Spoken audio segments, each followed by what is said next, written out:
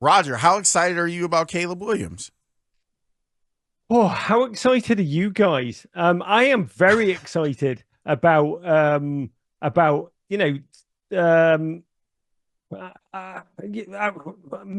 McCall Hardman in that Hard Knocks said to Caleb before the Kansas City Chiefs game and said, "You think you're not going to be nervous, right?"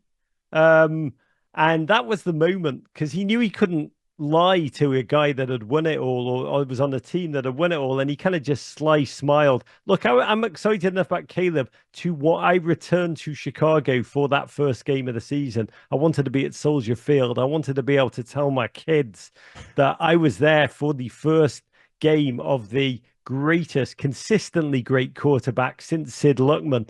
I want that moment as much as anybody. Right now, I'm a lot more excited about Tory Taylor. I mean, it's a lot. I don't know what we were expecting. It's like Mozart, Bobby Fischer, Lil Bow Wow. I mean, it is hard to be a protege and then carry it through in the NFL. But where are you on the? I mean, there's a phrase. I do a show with a team called Wrexham, who have Rob and Ryan, Hmm. Rob Reynolds and Ryan Reynolds and Rob McElhenney have lifted this team. I'm sure many of your viewers have seen the television show. And the Wrexham fans have gone from like the equivalent of single A baseball. They're like in triple A now. They're on this journey towards the major leagues. And they've suffered for so long, like Chicago Bears fans, like we've suffered for so bloody long that Yes. they have a phrase there where even though they're winning and it's incredible and everyone's there, they keep saying, "We know we're going to find a way to Wrexham it up." And I've got to be honest, gents.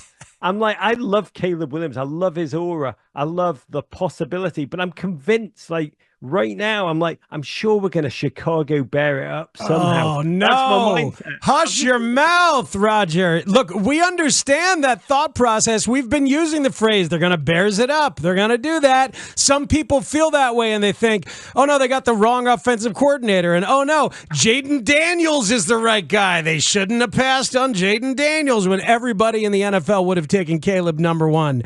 We are a fandom, as you know, defined by quarterback starvation. We've never really had one. I thoroughly believe that now we do. And nothing in these 5 games has dissuaded me, and I don't think it's dissuaded you, Lawrence, from this belief that we got one. This kid has gotten better. He has grown every single week. It's been natural. He's been fundamentally sound and started to hit his layups. And now this past week, he extended it down the field. We're feeling good. They're not going to bears it up. Just because the previous regimes did doesn't mean that Ryan Poles is going to. It's all right to believe. Roger, let yourself believe. I like Ryan Poles. That aura is a sophisticated. I would follow Ryan Poles into battle. He's a leader. And so yes, as a handhold, I believe in that. And I love your analysis. I love you. And look, if you and Lawrence feel it, I'm feeling it too. Because I do want to believe. I dare to believe. I dare to be hurt again, gents. That's really where I am. Which ultimately is the wonder of sports that we can destroy ourselves. We can self-immolate. But ultimately, we have the same number of limbs that we began with when the game began afterwards. And it's that ecstatic pain, which I relate to deeply as a Bears fan. Yeah, there's But some British writer, I forget who it was, wrote it's better to have loved and lost than never to have loved at all. Right? I forget what Jamoke said that. yeah, But I think it was it I'm trying to remember great Chicago Tribune writers. Mike Royko. There you go. It's definitely Royko. It's definitely Royko, right?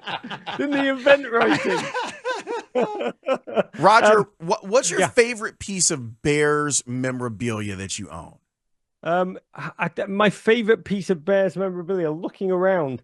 When I was a kid, by the way, my eye just went to my signed Joey Cora street sign, which is definitely my favorite piece of Chicago memorabilia. Because God, I love Joey Cora. I just love. He's my archetypal athlete, just somebody who was good but not great. But just like whatever that gap was between the two, he just made up for it with passion. Like there was not a second he took the field that he wasn't just utterly elated to be there. And I think That's what I look for in all of my athletes. I think I've got a signed over there, a signed Sid Luckman photograph signed by Sid himself when I first came to Chicago when I was 16 and ate all of your Arby's. I mean, my God, what an invention. Shout out to Arby's. Well, I was like, oh my God, I never want to leave. But we went right from the airport to an Arby's, and I was just like, oh my God. If, manna from heaven in the Bible, it was like, oh my God, give me Arby's or give me death. And I was on this trip. I was all over.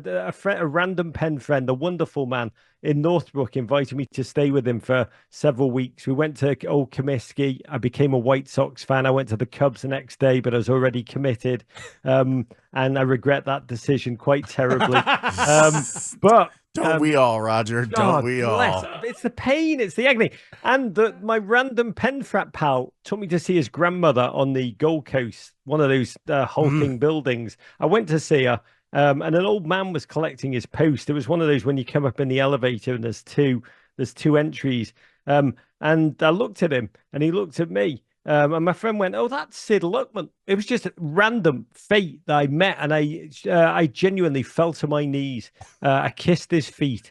He was then a geriatric, and he wobbled back into his apartment, pulled out a photograph, and signed it for me in kind of the curly old man handwriting that everybody over the age of 56 has in America. And so it'd be Sid Luckman. And I would love to have a signed Caleb Williams photograph to put alongside that, just the two Chicago goats, not to diminish Jim McMahon, who gave me so much bloody pleasure as a human being and a man of wonder. But those are the two goats.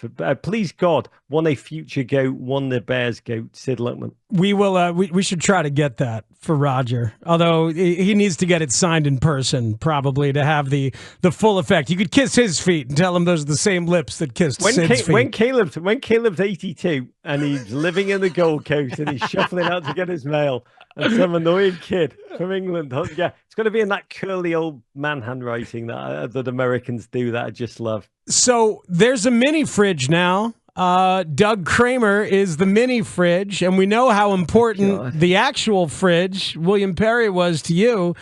We're thinking this could be the weekend where the mini fridge gets the ball, that he gets the touchdown this weekend. How would that feel as a Bears fan? Is that inside info? We had trying to speak it into existence. Well, here's the thing, Roger. We had Doug on the show, and he's been in the backfield for the last couple of weeks, and they've kind of upped what they're asking him to do.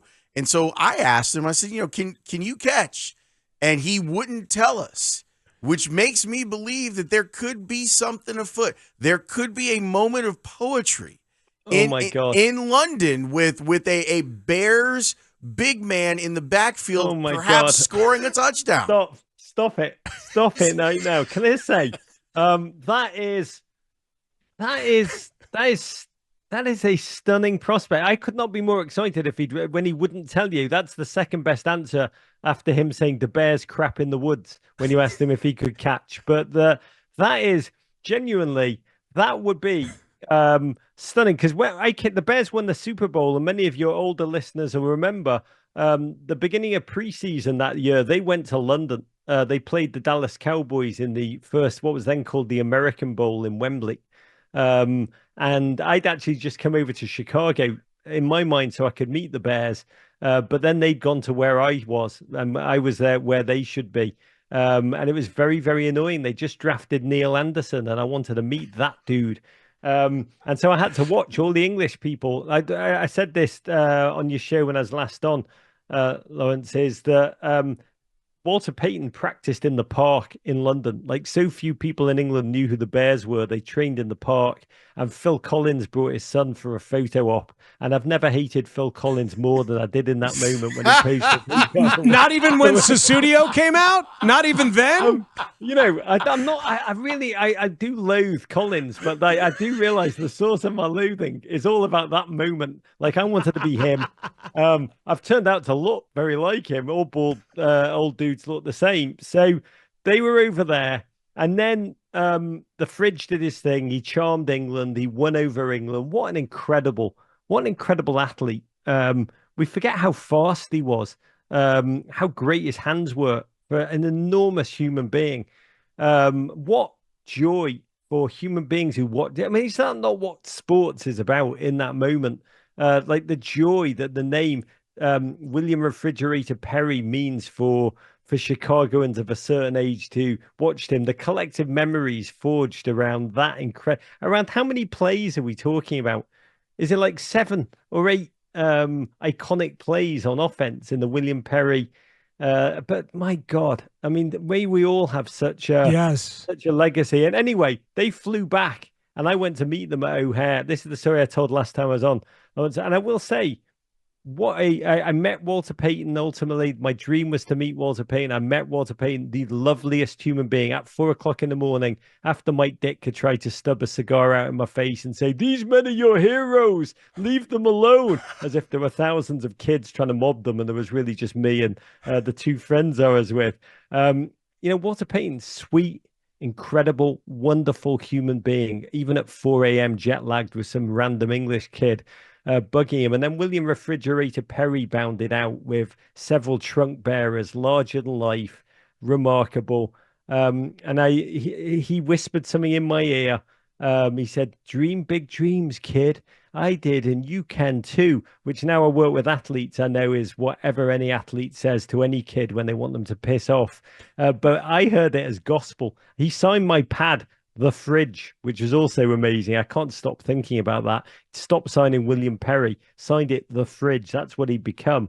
And I left that meeting 4:00 in the morning, random O'Hare Airport meeting with The Fridge, and turned around and said, "I'm going to move to Chicago. The Fridge is telling me to take my life's destiny into its own hands." So I'm so bloody grateful. That team changed lives. Mine for the better, your listeners for the worse, because here I am now. Roger Bennett, what a joy to get to talk to you and to start our show this afternoon with this kind of humanity and Bears fandom as well. But just a lovely visit. We appreciate you and enjoy the game on Sunday morning, please. Enjoy London, all Bears fans. Lawrence Holmes, I want you to know you're an icon and a legend, and it's so lovely to see you. And thanks for having me on, guys. Thank you, Roger. Really appreciate it. That is the